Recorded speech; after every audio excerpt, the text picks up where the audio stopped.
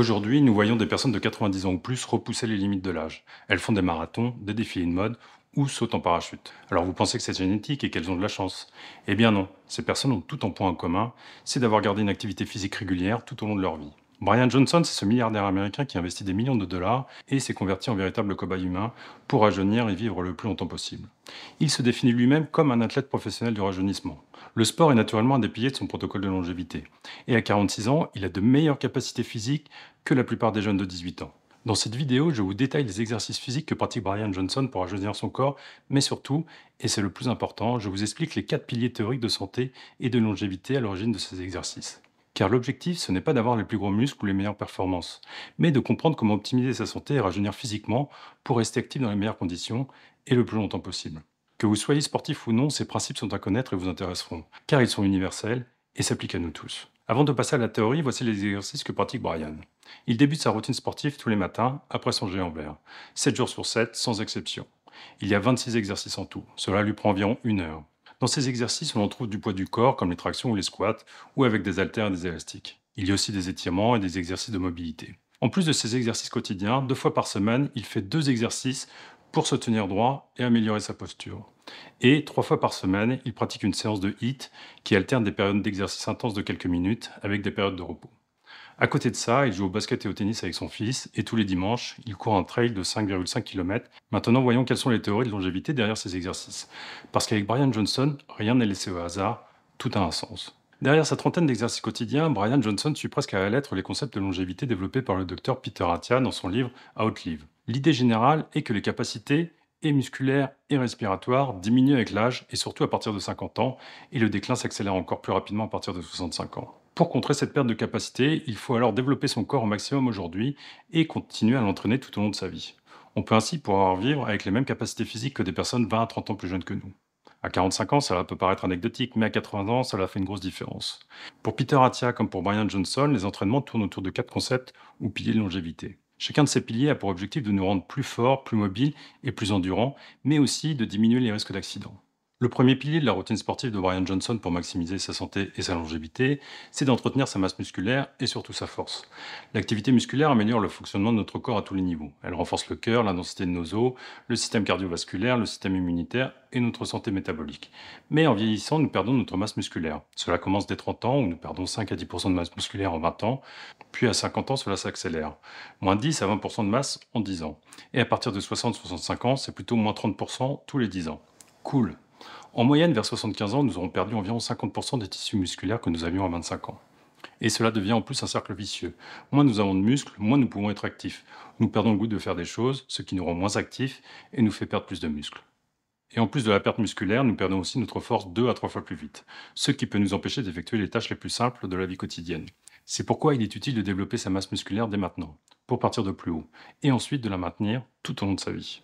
Au-delà des bénéfices de santé, il y en a un qui est souvent négligé, c'est de diminuer le risque d'accident et des complications qui suivent. À tout âge, mais encore plus une fois âgé, tout type d'accident nécessitant une immobilisation, même partielle, peut avoir des conséquences très importantes sur la mobilité et son état de santé jusqu'à la fin de sa vie.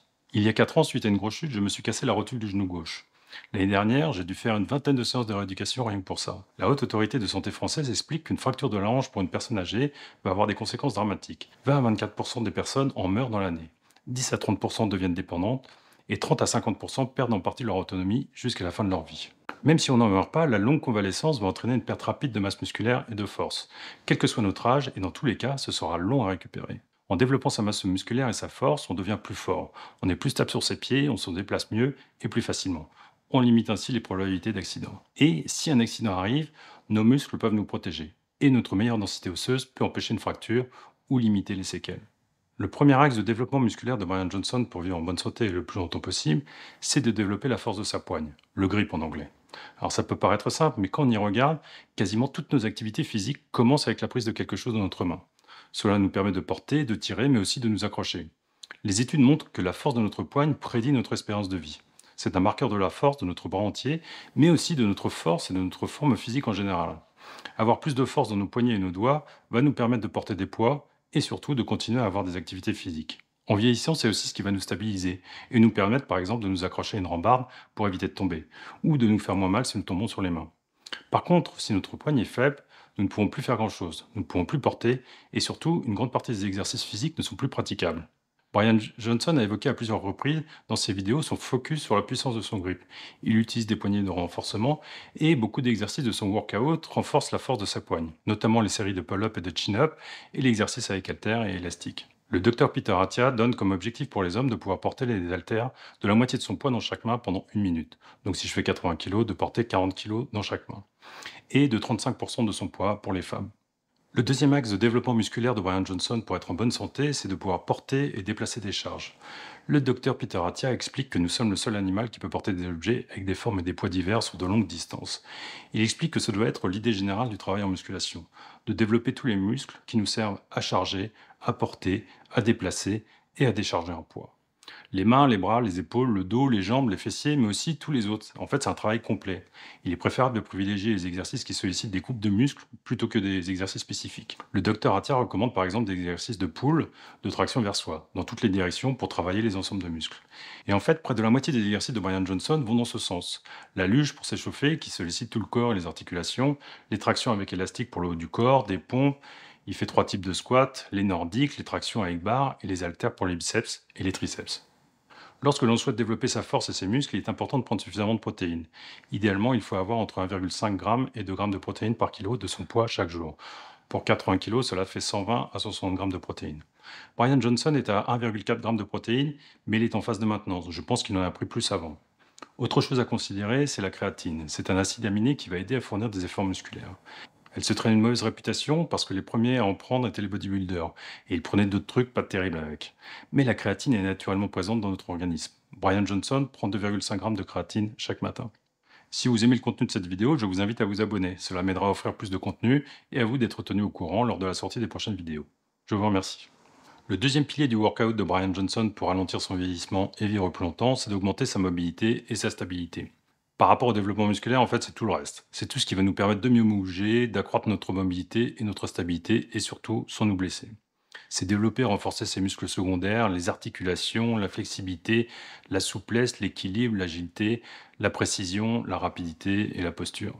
Ce n'est pas chercher la force et la performance à tout prix, mais devenir complet. Avoir un corps fonctionnel à tous les niveaux, et ce qui me semble important, c'est de ne pas accepter les limitations. Dans ses exercices de musculation, Brian Johnson n'essaie pas de battre des records à chaque session, ce serait augmenter les risques de blessures. Il se sert d'élastique et n'utilise pas de charge trop lourde. Cela lui permet d'avoir des mouvements plus amples et mieux contrôlés. Et ainsi pour avoir des actifs physiques le plus longtemps possible, tout en limitant les risques d'accidents et de chute. L'un des principaux axes de stabilité du workout de Brian Johnson pour vivre plus longtemps et éviter les accidents, c'est de renforcer ses jambes et son bassin. Les pieds, la cheville, les jambes, les ischio-jambiers, les fessiers et le bassin sont les éléments qui nous rattachent au monde. C'est ce qui nous permet de nous déplacer, mais c'est surtout ce qui nous permet de nous tenir debout et de ne pas tomber. Pour renforcer toute cette partie, Brian Johnson suit le programme de Ben Patrick. Ben Patrick, c'est un ancien joueur de basket universitaire qui s'est blessé et été plusieurs fois opéré des genoux. On lui a dit qu'il ne pourrait plus sauter et faire de sport à haut niveau. Il s'est ensuite spécialisé sur la mobilité des articulations, des genoux, des chevilles, des jambes. Vous le connaissez peut-être en anglais sous le nom de Knees Over Toes Guys. Il a 2 millions de followers sur Instagram. Aux USA, il a vraiment démocratisé depuis 2 ans cet aspect de renforcement de la mobilité et des articulations. De travailler et d'étirer tous les muscles de la jambe et pas seulement les plus gros. Dans sa routine quotidienne, Brian Johnson a une douzaine d'exercices sur 30 dédiés à la jambe et au bassin, dont au moins les 2 tiers viennent de Ben Patrick. Notamment tir en arrière avec une luge lestée, l'étirement sur planche inclinée des ischio-jambiers, les obliques extrêmes, les nordiques et les exercices de renforcement de la cheville. Je vous mets un lien vers son site et son compte YouTube, c'est vraiment intéressant. Et encore plus, si vous avez des fragilités ou des blessures comme moi. Le deuxième axe de mobilité et de stabilité de Brian Johnson pour rajeunir son corps, c'est de bouger tout le temps. Dans son protocole, il détaille ses exercices physiques, mais pas vraiment cet aspect de mobilité qui est à mon sens fondamental. On voit dans ses vidéos qu'il fait régulièrement des exercices d'étirement ou de flexion. Lorsqu'il travaille, il fait des pauses régulières pour bouger son corps, mais aussi lorsqu'il discute dans son salon avec son fils. Il fait des squats, des fentes, pendant quelques minutes seulement. Un des meilleurs mouvements recommandés aussi par le docteur Peter Attia à faire toute la journée, c'est le shavash du yoga. Ce n'est pas long, 1 ou 2 minutes, et cela permet de relâcher la colonne et les muscles du dos. On peut aussi le faire debout. Je le fais au minimum 2 fois par jour, en me levant et avant de me coucher. Je vous mets un lien vers une vidéo dans le descriptif. Le troisième axe de stabilité physique de Brian Johnson pour vivre plus longtemps, c'est de faire attention à sa posture. À force de passer de plus en plus de temps sur nos téléphones, nous contractons nos muscles du cou, des épaules et du haut du dos en permanence pour supporter le poids de notre tête penchée. Aux États-Unis, ils appellent cela le tech neck. En faisant un scanner, les docteurs de Brian Johnson se sont aperçus que sa veine jugulaire était réduite et obstruée. Cela augmentait la pression sanguine dans son crâne et ses chances d'avoir un AVC. C'était uniquement lié à sa mauvaise posture. Depuis, il fait très attention, il a un bureau debout, il se tient droit en permanence. Et il fait ces deux exercices 2 fois par semaine pour renforcer les muscles autour du cou et des omoplates. Le troisième pilier de Brian Johnson pour ralentir son vieillissement et vivre plus longtemps, c'est de faire des exercices de zone 2.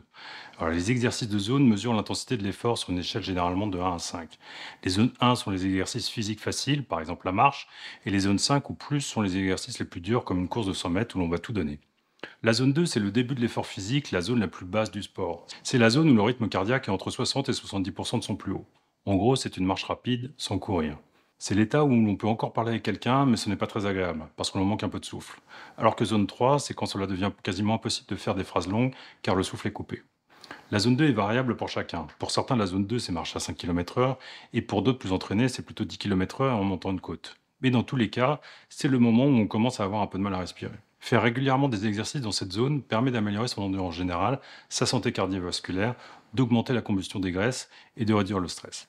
Mais c'est aussi une des premières étapes pour préparer son corps à des exercices physiques plus intenses et plus longs. Et c'est sans risque. En quoi faire des exercices de zone 2 régulièrement va nous aider à vivre plus longtemps. Le docteur Peter Attia explique que les exercices de zone 2 permettent d'améliorer la santé et l'efficacité des mitochondries. Les mitochondries, ce sont des organismes présents dans nos cellules et considérés comme des centrales énergétiques, car leur principale fonction est de permettre la production d'ATP ou d'énergie. Concrètement, avoir des mitochondries en forme, grâce à la zone 2, va permettre d'utiliser les glucides, mais aussi les lipides dans l'organisme, et de mieux gérer les pics de glycémie. Au final, l'organisme a plus d'énergie à disposition et il peut en produire plus. Tout ça pour dire qu'on a plus d'énergie. Une étude a montré qu'en zone 2, un cycliste professionnel produisait 4 fois plus d'énergie qu'une personne sédentaire et diabétique. Le cycliste utilise ses lipides et a un bien meilleur rendement.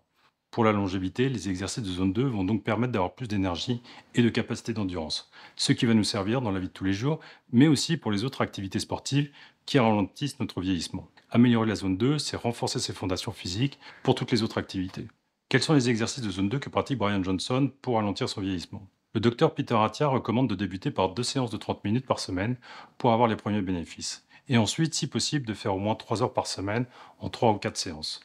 Alors cela peut se faire dehors ou sur un tapis de marche, un vélo d'intérieur ou un vélo elliptique. Alors ça, c'est si on veut faire des exercices spécifiques pour travailler la zone 2. Mais en même temps, chaque effort physique modéré, comme de l'échauffement ou des séries avec de faibles poids, peuvent nous amener en zone 2. Finalement, il suffit de sortir dehors et de marcher rapidement pour passer en zone 2, avant de faire ses courses ou en allant travailler. Brian Johnson annonce plus de 4 heures temps par semaine en zone 2 à 4, mesurée par son bracelet. Mais il ne fait pas de distinction entre 2, 3 et 4. Je pense qu'en fait, il n'a pas vraiment d'exercice spécifique pour la zone 2, car avec ses entraînements quotidiens, il y est plus ou moins et il doit faire plusieurs heures en zone 2 par semaine. Que ce soit avec ses échauffements ou sur des exercices comme la luge, les squats, lorsqu'il joue au basket ou au tennis, ou pendant ses courses de trail. Quel objectif de zone 2 faut-il avoir pour rester jeune et en bonne santé? Pour mesurer ses progrès en zone 2, il faut connaître son rythme cardiaque maximum, que l'on atteint lors d'un effort physique maximal. Pour avoir une approximation rapide, il suffit de soustraire son âge de 220 ou 226 pour les femmes. Par exemple, j'ai 51 ans, mon rythme cardiaque maximum est théoriquement de 169. Donc ma zone 2, entre 60 et 70%, ça fait 101 à 118. Ensuite, pour suivre sa progression, le docteur Peter Attia recommande d'aller de temps en temps faire une session de 30 minutes ou plus de zone 2 sur une machine en salle de sport ou chez un kiné, un tapis de course, un vélo ou un elliptique. Il faut prendre une machine qui donne les watts générés, donc uniquement en zone 2, et de calculer sa puissance relative en divisant la moyenne de watts générés sur la session et de diviser par son poids en kilos. Le minimum pour une personne sédentaire est de 1 watt par kilo, un cycliste de haut niveau peut atteindre 4. Peter Attia recommande d'être à 2 minimum et de viser les 2,5 si possible. Le quatrième pilier de Brian Johnson pour ralentir son vieillissement et optimiser sa santé, c'est de maximiser son VO2 max. Le VO2 max, c'est le volume maximal d'oxygène que l'organisme est capable d'absorber pour subvenir à ses besoins lors d'un effort physique. C'est aller au bout de la zone 5, l'effort maximal, juste avant la rupture. C'est comme la puissance d'un moteur de voiture. Une voiture qui peut monter à 200 km/h sera plus à l'aise à 130 km/h qu'une voiture qui ne peut pas dépasser les 50. Donc, plus notre VO2 max est haut, plus nous pouvons fournir d'oxygène à nos muscles pour fonctionner. Et comme un moteur puissant, plus nous sommes physiquement à l'aise au niveau inférieur. Nous pouvons alors fournir un effort comme courir, danser ou porter quelque chose de lourd pendant une durée plus longue avant de manquer de souffle. Quels sont les bons niveaux de VO2 max pour vivre normalement? Alors le VO2 max est mesuré en millilitres d'oxygène par kilogramme du poids de la personne et par minute. Un homme normal de 40 ans avec un minimum d'activité physique a un VO2 max aux alentours de 40 millilitres par kilogramme et par minute. S'il s'entraîne et court plusieurs fois par semaine, il peut être à 50 ou 60. Les sportifs professionnels peuvent dépasser les 80 et plus de 90 c'est exceptionnel et généralement réservé aux cyclistes de très haut niveau. Au contraire, sans activité physique, un homme, même jeune, peut se retrouver à moins de 25. Pour les femmes, ces chiffres sont inférieurs d'environ 20%. Avec 50 ou 60 de VO2 max, on peut tout faire. Courir en montagne, sauter, danser et pendant de longues périodes. À 40, on peut aussi à peu près tout faire, mais moins longtemps, ou moins vite, ou alors moins lourd. Par contre, à 20, on va rapidement manquer d'air, à chaque effort un peu intense. On peut marcher lentement, mais on ne peut plus vraiment courir plus de quelques secondes ou minutes. Ou danser, ou porter ses enfants, ou même faire l'amour. Et on estime qu'en dessous de 18 pour les hommes et 15 pour les femmes, une personne commence à éprouver des difficultés à vivre seule et à subvenir à ses besoins. Pourquoi Brian Johnson se focalise-t-il sur le VO2 max pour rester en pleine forme physique? Alors, différentes études, dont une sur 750 000 anciens soldats américains, ont montré que les personnes les 25% les plus basses en VO2 max de leur groupe d'âge avaient 4 fois plus de chances de mourir que les personnes les 25% les plus hautes. Et même 2 fois plus de chances de mourir que les personnes dans le quart juste au-dessus d'elles. C'est juste énorme. On ne parle pas d'écart de mortalité de 10 ou 20%, mais de 100, 200 ou 300%. Mais au-delà de ça, le véritable problème, c'est que le VO2 max diminue avec l'âge, quoi qu'il arrive. À partir de 25 ans, c'est plus ou moins 1% tous les ans. Et à partir de 50 ans, c'est plutôt 1,5% par an. Si vous vous demandez pourquoi les grands footballeurs voient leur performance rapidement diminuer à 35 ans et ne plus finir leur match, la baisse de VO2 max en est la principale raison. Ce que cela signifie, c'est qu'entre 30 ans et 80 ans, le VO2 max aurait été à peu près divisé par deux, pour arriver aux alentours de 20 pour une personne normale, ou moins. Ce qui était facile à 30 ou 40 ans devient de plus en plus dur, jusqu'à ne plus être possible du tout, ou très lentement. Alors la stratégie pour rester jeune et vieillir dans de bonnes conditions, c'est d'augmenter son VO2 max à son maximum dès aujourd'hui et de le maintenir à son plus haut niveau jusqu'à la fin de sa vie, en fonction de son âge. Le docteur Peter Attia recommande de viser haut, d'être dans le top 2% ou élite de sa classe d'âge, ou au minimum d'être dans la moyenne de ceux 20 ans plus jeunes. Ainsi, on peut rester le plus longtemps possible au-dessus de 30-35 et continuer à vivre normalement, faire du sport, voyager, avoir des rapports sexuels. Maximiser ces résultats permet de vivre comme quelqu'un de 20 ou 30 ans plus jeune. C'est exactement ce que fait Brian Johnson en annonçant un VO2 max de 58, dans le top 1,5% des jeunes de 18 ans. Robert Marchand, un cycliste français né en 1911, a battu un record du monde de cyclisme en 2012 à 101 ans, en parcourant sur piste 24 km à vélo en 1 heure. Apparemment déçu de son résultat, il a cherché à améliorer son record et s'est entretenu avec des préparateurs sportifs pour augmenter son VO2 max. Il est passé de 31 de VO2 max, ce qui était déjà formidable pour son âge, à 35. 2 ans plus tard, à 103 ans, il a amélioré son record, passant de 24 km parcourus en 1 heure à 27 km. Que fait Brian Johnson pour augmenter et maintenir son VO2 max et rester jeune le plus longtemps possible? Brian Johnson suit exactement l'exercice recommandé par le docteur Peter Attia. A noter que celui-ci recommande de faire 6 mois d'exercice de zone 2 avant de s'attaquer au VO2 max, pour préparer son organisme. Le meilleur exercice donc pour booster sa VO2 max, c'est de courir, faire du vélo, de l'elliptique ou du rameur en suivant le protocole suivant. Alors après un échauffement, faire 4 minutes à fond, tout en gardant un minimum de réserve, il ne s'agit pas de s'écrouler à la fin, puis suivi de 4 minutes à vitesse modérée et facile pour que les battements cardiaques redescendent à moins de 100 pulsations. Et de répéter ensuite 4 à 6 fois.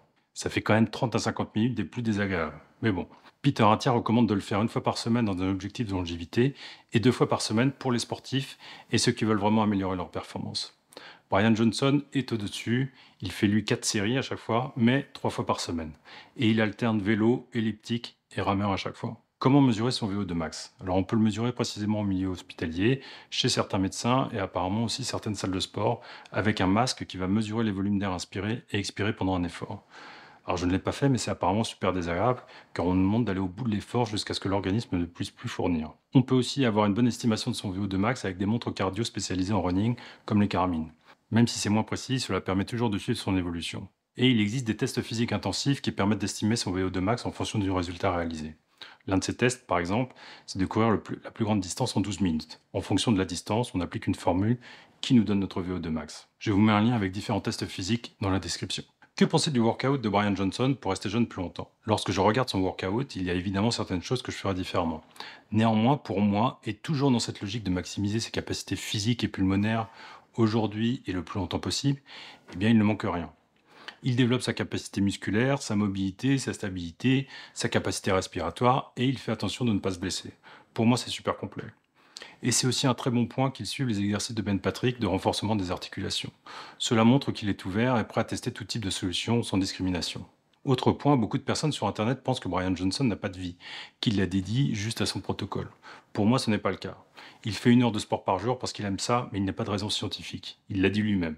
Ce pourrait être 3 fois par semaine et cela apporterait probablement à peu près les mêmes résultats. Alors c'est une habitude à prendre et à mon sens il faut y aller progressivement, mais c'est loin d'être si dur et c'est même de plus en plus courant aujourd'hui. Et pour moi, 3 ou 4 heures d'exercice physique par semaine pour pouvoir vivre avec les capacités physiques de quelqu'un 20 ou 30 ans plus jeune et tous les autres bénéfices prouvés sur le sommeil, l'humeur, l'énergie, l'immunité, etc., etc., etc., eh bien clairement ça vaut le coup.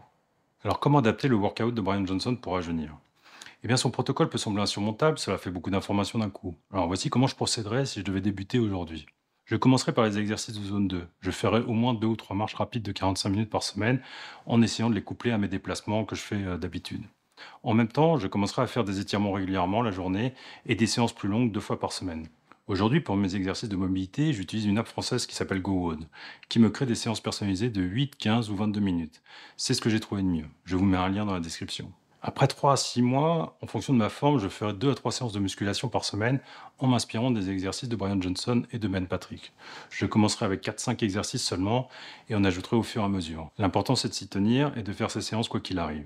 Et une fois vraiment en forme, je ferai 1 fois par semaine un entraînement VO2 max de 4 séries. Soit en allant courir dehors ou probablement je finirai par aller m'acheter un rameur ou un vélo d'intérieur. À un moment donné, ça peut être aussi bien de s'acheter un bracelet Fitbit ou autre pour suivre son rythme cardiaque et rester motivé. Lorsque j'étais adolescent, mon grand-père venait régulièrement déjeuner chez nous le midi. Plus jeune, mon grand-père avait fait beaucoup de sport. Il était inscrit à un club de gymnastique. Il se vantait que dans sa jeunesse, il pouvait grimper 6 mètres de corde à la seule force de ses bras, avec les jambes à l'équerre. Un midi, il est arrivé chez nous totalement dévasté.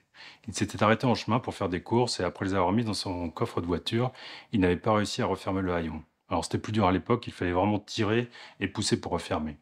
Et il avait dû demander de l'aide à quelqu'un dans la rue pour pouvoir repartir. Il avait seulement 72 ans.